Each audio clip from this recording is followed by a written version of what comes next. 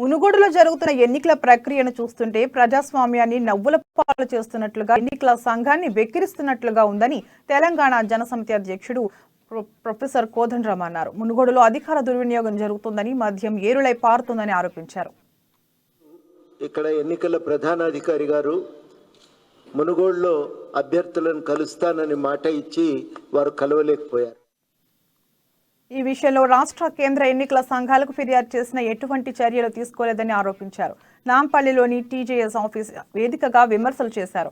మునుగోడులోని గ్రామాల్లో మైనర్లకు కూడా మద్యం తాగుడు అలవాటు చేస్తున్నారని, మహిళలు ఆందోళన చెందుతున్నారని అన్నారు.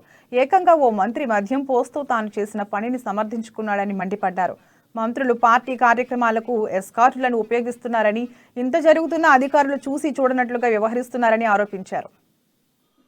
మేము ప్రధానంగా వాళ్లకు నిర్దిష్టంగా మావి అక్కడ అభియోగాలు, అక్కడ పరిస్థితి పైన మా కంప్లైంట్లు ఉన్నాయి. నిర్దిష్టంగా మేము చెప్పింది ఏంటంటే, విపరీతంగా మద్యం ఆడ ఏరులై పారుతున్నది. దాదాపు అన్ని ఫంక్షన్ హాల్లను బుక్ చేసుకున్నారు. పెద్ద గ్రామాలలో ఫంక్షన్ హాళ్ళు లేని చోట టెంట్లు వేసి పెట్టిండ్రు. ప్రతిరోజు టెంట్లలో సాయంకాలం పూట విపరీతంగా తాగుడు, మద్యం సరఫరా అవుతున్నది. సరే, తిండి ఊళ్ళో ప్రజలకి భోజనం పెట్టడం అభ్యంతరకరం అని మాకైతే అనిపించలేదు. కానీ మద్యం విషయం అయితే మేము సీరియస్గా అభియోగం చేసినాం. చిన్న పిల్లలకు కూడా 16-17 ఏళ్ళ పిల్లలకు తాగిస్తున్నారు సార్ అని ఆడవాళ్ళు చాలా బాధపడ్డారు. వాడు తాగుడుకు అలవాటైతే ఏం కావాలి రేపు మా పరిస్థితి అని.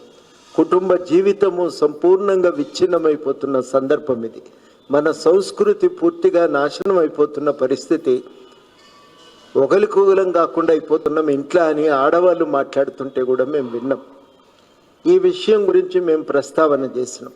మంత్రి గారే స్వయంగా తాగబోసి పెద్దవాళ్ళు వస్తే తాగబోయేమా తప్పే ఉంది అని సమర్థించుకోవటం కూడా మీరు చూసినారు. ఇది జరిగినటువంటి వాస్తవం.